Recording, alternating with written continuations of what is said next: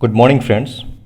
आज प्रीलिम्स पे अगर आप मटेरियल ढूंढेंगे ना तो बहुत सारे मटेरियल्स की भरमार है और ये भी बताने वाले बहुत लोग हैं कि आपको क्या पढ़ना है, कहाँ से पढ़ना है, कैसे क्लियर करना है।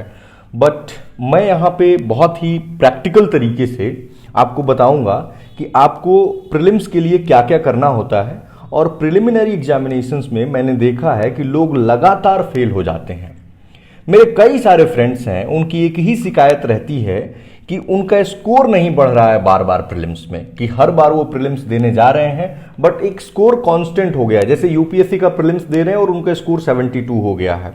देखिए, मैं भी आज आपको बता जाऊंगा, लेकिन फर्क उससे ज्यादा पड़ेगा नहीं। फर्क इस चीज से पड़ेगा कि जो मैं बता रहा हूं आप उसको अपने लाइफ में इंप्लीमेंट करें। अगर मैं बता ही दिया और आपको इन बातों को अगर आपने इंप्लीमेंट ही नहीं किया अपने प्रिपरेशन स्ट्रैटेजी में, सो कैसे वर्क करेगा ये। मैं यहां पे बताऊंगा कि क्या कारण है कि लोग बार बार फेल होते हैं। और इंट्रोडक्शन में, this is a brief introduction about me, I think इसको आप पढ़ लें। और नीचे डिस्क्रिप्शन में मैंने सारे मार्कशीट ऑलरेडी शेयर कर दिए हैं आपके साथ कि यूपीएससी का मैं इंटरव्यू दे चुका हूं, यूपीपीसीएस का, बीपीएससी का, और करंटली मेरी सिलेक्शन असिस्टेंट कमांडेंट के लिए हुई है। 158 रैंक है 2018 का। और net JRF I have qualified in political science and my under graduation and post graduation is from Delhi university, ठीक है, इन पॉलिटिकल साइंस। सो नीचे डिस्क्रिप्शन में आप लोग देख लेंगे मार्कशीट, जिससे आपको पता लगेगा कि एग्जैक्टली आपको कहां फोकस करना है, लोग कहां रह जाते हैं, ठीक है, और कहां ज्यादा एफर्ट मारना है। So will see some reasons कि क्यों फेल होते हैं और उसके साथ साथ हम सॉल्यूशंस को भी देखेंगे। पहला रीजन ये है ना कि आप एलिमिनेशन की टेक्निक्स पे काम नहीं करते हैं। सबसे पहला रीजन है। देखिए, एलिमिनेशन क्या होता है?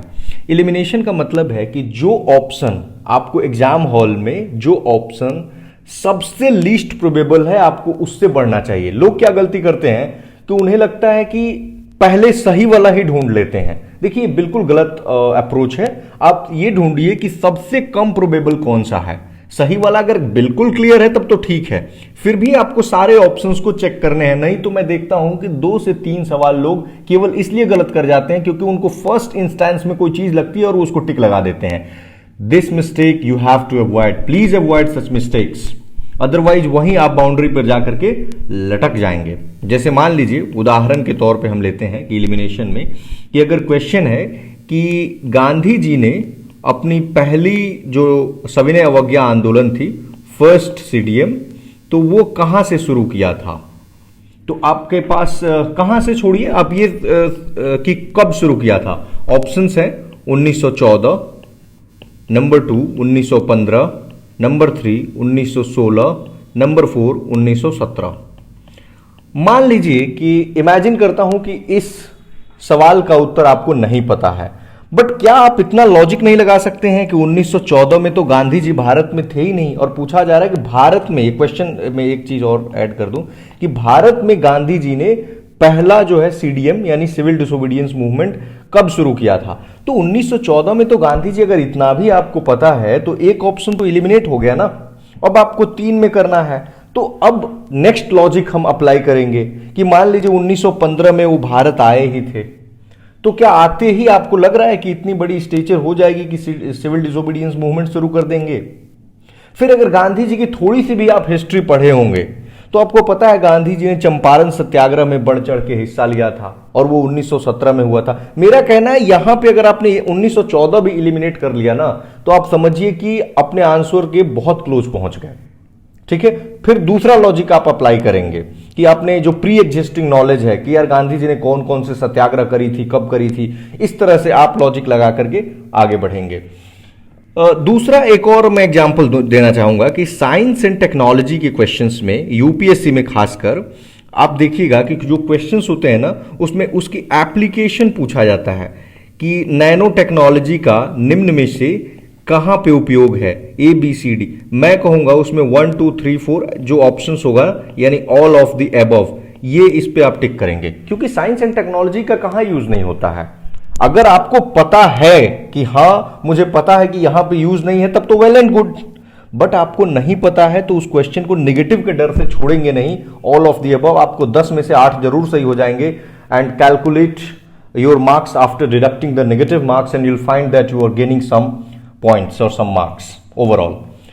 So पहला गलती हमने देख लिया कि लोग ये करते हैं, कई लोग तो छोड़ ही देते हैं कि हमें पता ही नहीं है कि नैनो टेक्नोलॉजी का इसमें क्या यूज है, या बायोटेक का यूज है या नहीं है, या कोई नई नई टेक्नोलॉजी आई है, उसका हर जगह यूज है। ठीक है, दूसरा सेक्शन है, अगर आपका स्कोर बार बार इंप्रूव नहीं हो रहा है, इसका मतलब ये है कि जो ट्रेडिशनल एरियाज हैं या फिर कह लें कि जो स्टैटिक एरियाज हैं उन पे आपकी पकड़ मजबूत नहीं है। इस बात को आपको मान लेनी चाहिए, जैसे इतिहास, भूगोल, polity, economy, environment, culture, science and tech, इन पे आपकी पकड़ जो है मजबूत नहीं है। तो अब इसको कैसे मजबूत बनाएंगे?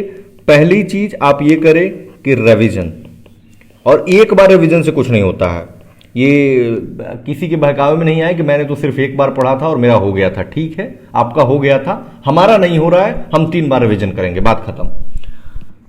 रिवीजन कीजिए। दूसरी चीज की अपडेशन, अगर आपको लगता है कि आपकी क्वेश्चन पेपर को देखिए, क्वेश्चन पेपर के देखने के बाद भी अगर लगता है कि नहीं इतने से सारे सवाल नहीं बन रहे हैं, तो आप अपने मटेरियल को अपडेट कीजिए। तीसरा कारण होता है जिसके कारण लोग मोस्टली फेल होते हैं, वो ये है कि करंट अफेयर्स को लेकर के उनकी अप्रोच सही नहीं होती है।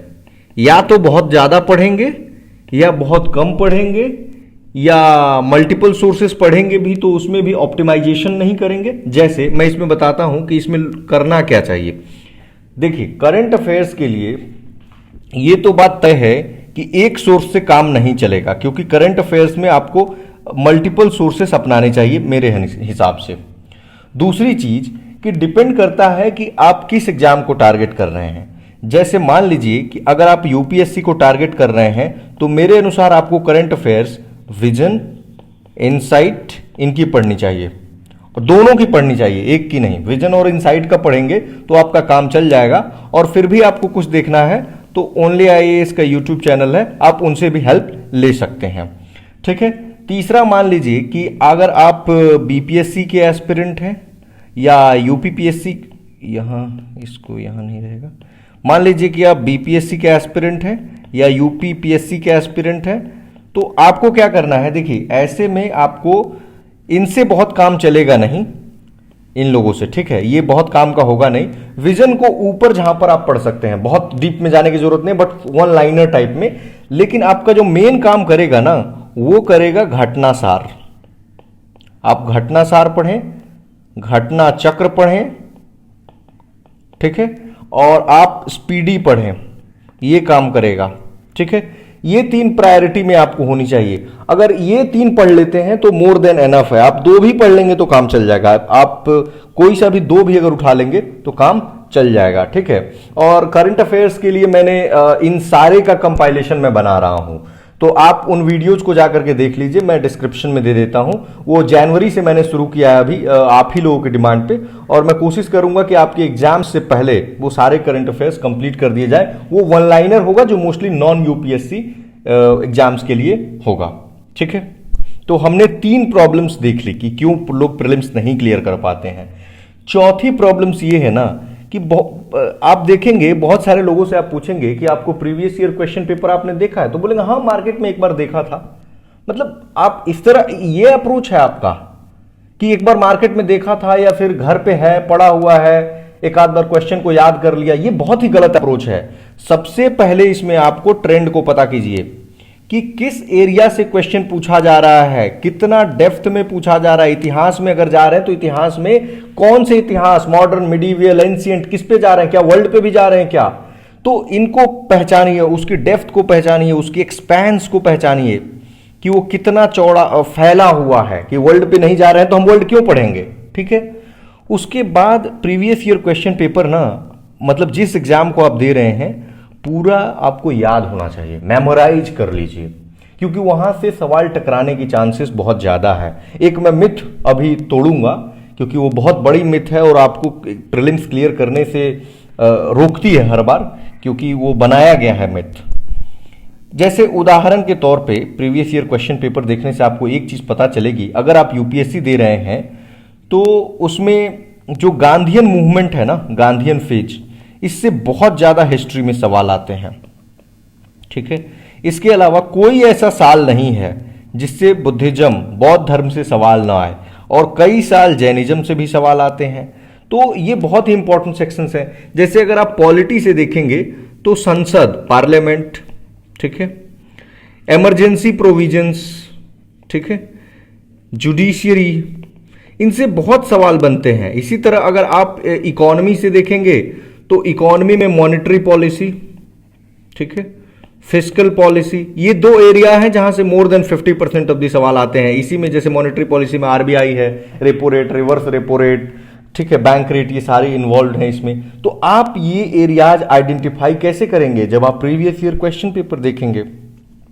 ठीक है, हम देखते हैं पांचवा है कि जो मिथ है एक यूपीएससी में कि जितने टॉपर्स आएंगे ना बोल देंगे आपको कि आप केवल समझिए, समझने पे फोकस होना चाहिए। देखिए, मैं नहीं कह रहा कि समझना नहीं चाहिए, बिल्कुल समझना चाहिए और ये बहुत जरूरी भी है, लेकिन समझने के से केवल आपका नहीं क्लियर होगा। और खासकर प्रीलिम्स जहां पे इतने डेटा के रिक्वायरमेंट होती है कि बीपीएससी में क्वेश्चन पूछा जाएगा अगर कि बिहार में वनों का प्रतिशत कितना है और उसमें ऑप्शन 7.3 रहेगा और ऑप्शन इस तरह इतने क्लोज रहेंगे और सही ऑप्शन 7.76% है, तो आप कैसे बिना रटे कर देंगे?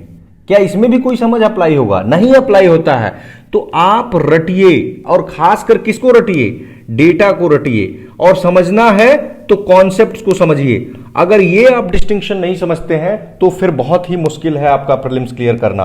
तो रटने पे फोकस करना है। 6 नंबर क्वेश्चन है कि आप नोट्स नहीं बनाते हैं, आप केवल किताब को रंगते हैं, या फिर कह ले नोट्स ना भी बनाए तो मैं तो मानता हूं कि आप साइनॉप्सिस बना लें। साइनॉप्सिस का मतलब होता है कि अगर मान लीजिए कि एक लाइन है कि भारत में राष्ट्रपति शासन अनुच्छेद 356 के तहत लगाया जाता है, ठीक है, तो इस पूरे लाइन को आप क्या लिखेंगे? आर्टिकल ART लिख दिया 356, ठीक है, और प्रेसिडेंट लिख दिया, प्रेसिडेंट रूल, दैट्स ऑल। ये आपका साइनॉप्सिस है, ठीक है। तो पूरा नहीं लिखना है, मतलब पूरे लाइन को नहीं लिखना है, क्योंकि आपका जो रिवीजन होगा ना वो रिवीजन फास्टर हो जाएगा, बहुत तेज गति से आप रिवीजन कर पाएंगे और बहुत ज्यादा रिवीजन कर पाएंगे। और आपको 7वां प्रॉब्लम जो आपके साथ होता है वो ये है कि जो टेस्ट पेपर्स होते हैं ना, आप टेस्ट पेपर्स को देते तो हैं, या कई लोग देते भी नहीं हैं, देते तो हैं लेकिन एनालाइज नहीं करते हैं कि आप गलती कर कहां रहे हैं। आप क्या करते हैं? टेस्ट पेपर दिया और सीधे स्कोर चेक करते हैं। कुछ लोग तो स्कोर चेक करके टेंशन में आ जाते हैं कि यार मेरे स्कोर तो 72 ही बन रहे हैं और पिछले 4 साल से 72 ही बन रहे हैं। तो भैया या फिर बहन, आप सोचिए ना कि आपके स्कोर क्यों नहीं बढ़ रहे हैं, कहां पे कमी कर रहे हैं। कुछ तो होगा। जैसे मान लिया कि 72 आए हैं और आपने देखा कि पॉलिटी के सवाल आपके कॉन्सिस्टेंटली गलत हो रहे हैं, या इन्वायरमेंट पे आपकी पकड़ नहीं है। तो अगर यूपीएससी दे रहे हैं इन्वायरमेंट पे पकड़ नहीं है तो शंकर आईएएस की किताब को पढ़िए ना उसमें। और उसमें केवल पूरी शंकर को क्यों पढ़ेंगे? उसमें जो एक्ट्स है, ठीक है, जैसे कि WPA है, वाइल्ड लाइफ प्रोटेक्शन एक्ट्स है, या फिर इंस्टीट्यूशंस जो बनाए गए हैं इन्वायरमेंट को प्रोटेक्ट करने के लिए, या इकोसिस्टम वाला चैप्टर है। इन आप प्रीवियस ईयर का ट्रेंड तो देखिए। परेटो प्रिंसिपल, मैं कहता हूं, बार बार कहता हूं, Pareto principle is applicable everywhere. Laxmikanth की लोग 80 चैप्टर पढ़ने में लगे हुए हैं, तो फिर आप गधा मजदूरी करिए। फिर क्यों लक्ष्मीकांत के 80 चैप्टर पढ़ते हैं, और वो भी विद इक्वल एम्फेसिस? जरूरी नहीं है विद इक्वल एम्फेसिस। आपको कम से कम 25 से 30 ही चैप्टर्स हैं जहां से more than 80% of the questions हैं। तो फोकस ऑन दो चैप्टर्स ना, that will help you a lot. देखिए 8वां हमारा जो प्रॉब्लम है वो ये है कि आप मटेरियल, या कह लें कि बुक्स, इनको हॉन्ट करने में लगे रहते हैं कि कहां से कितना मटेरियल मिल जाए। ये अप्रोच आपको कहीं का नहीं छोड़ेगा। आप देखिए, एक बात बताइए, एग्जाम्पल में लेता हूं, अगर आपको पॉलिटी पढ़नी है, राज व्यवस्था, तो क्या लक्ष्मीकांत की किताब आपके लिए एनफ नहीं है क्या? इतनी मोटी तो किताब है। अगर आप इसके अलावे भी कोई किताब ढूंढ रहे हैं, मैंने देखा है कुछ लोग डीडी बसु तक पढ़ते हैं। देखिए, अगर डीडी बसु ही आपको पढ़ना है तो ठीक है, आपकी चॉइस है, आप उसको पढ़िए, कोई दिक्कत नहीं है। बट फिर लक्ष्मीकांत मत पढ़िए, या लक्ष्मीकांत के केवल उन्हीं चैप्टर्स को पढ़िए जो डीडी बसु में उतना अच्छे से नहीं दिया हुआ है। कई लोग उपेंद्र बख्शी पढ़ने लगते हैं, डीडी बसु भी पढ़ेंगे, ठीक है, फिर सुभाष कश्यप भी पढ़ने लगेंगे।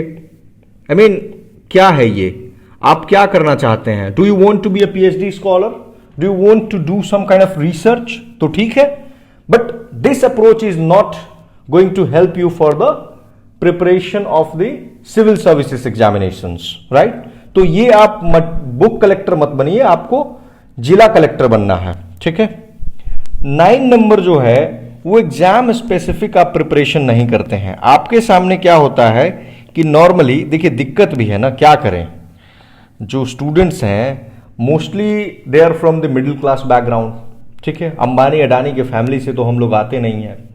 तो ऐसे में हम एक एग्जाम पे रिलाई करेंगे और वैसे भी पैंडेमिक का टाइम चल रहा है, कितना लंबा टाइम लग जाता है, तो हम क्या करें, हमें कई सारे एग्जाम्स देने ही चाहिए। मेरा भी यही अप्रोच है, बट ये नहीं कि अब बहुत ज्यादा एग्जाम्स दे रहे हैं, रिलेटेड से आप एग्जाम्स दीजिए, सिलेबस को देखिए। और जैसे मान लीजिए कि आप यूपीएससी दे रहे हैं तो यूपीपीएससी का सिलेबस बिल्कुल उसी की तरह है और इनफैक्ट एग्जामिनेशंस भी आसपास हो रही हैं, तो इन दोनों को देने में कोई दिक्कत नहीं है। इनफैक्ट यूपीएससी के साथ आप बीपीएससी को भी मैनेज कर सकते हैं। अगर आपका स्टैट्स मैनेज हो गया तो आप मैनेज कर सकते हैं, बहुत इशू है नहीं, क्योंकि जीएस 1 और 2 में बहुत कुछ डिफरेंस है नहीं और ऑप्शनल आपका वही है, तो I don't see much difference. But अगर आप तीनों देना चाह रहे हैं तो उसमें थोड़ी सी प्रॉब्लम आएगी आपको, क्योंकि फिर यूपीपीएससी में आपको पता ही है कि हिंदी का मार्क्स जुड़ता है, वहां पे अलग से स्कोर करना पड़ेगा, यूपी की गवर्नमेंट स्कीम्स पढ़नी पड़ेगी, बिहार में बीपीएससी की गवर्नमेंट स्कीम्स, और यहां तो पूरा ही पढ़ना है। तो थोड़ा सा आप अपने अलाइनमेंट कीजिए अपने अप्रोच में। और दूसरी चीज, जिस एग्जाम को दे रहे हैं उस एग्जाम की स्पेसिफिक तैयारी कीजिए। स्पेसिफिक तैयारी से मेरा आशय यह है कि जैसे मान लीजिए कि आप यूपी पीसीएस दे रहे हैं, तो इसके लिए आप घटनासार और घटना चक्र को नहीं छोड़ सकते हैं, हिंदी को नहीं छोड़ सकते हैं। इसी तरह अगर आप यूपीएससी दे रहे हैं तो आप विजन और इनसाइट की करंट अफेयर्स पढ़िए। तो मेरा कहना है ना कि अप्रोच आप बिल्कुल सिंपल रखें। और बाकी इतनी ही बातें थी। रेस्ट इफ यू फील कि एलिमिनेशन पे अगर हमें एक सेपरेट वीडियो क्वेश्चन आंसर के साथ करना है तो you can tell me in the comment section. हम लोग एलिमिनेशन पे कार्य कर सकते हैं कि यूपीएससी के कुछ क्वेश्चंस को लेकर के या बीपीएससी क्वेश्चंस को लेकर। Thank you very much.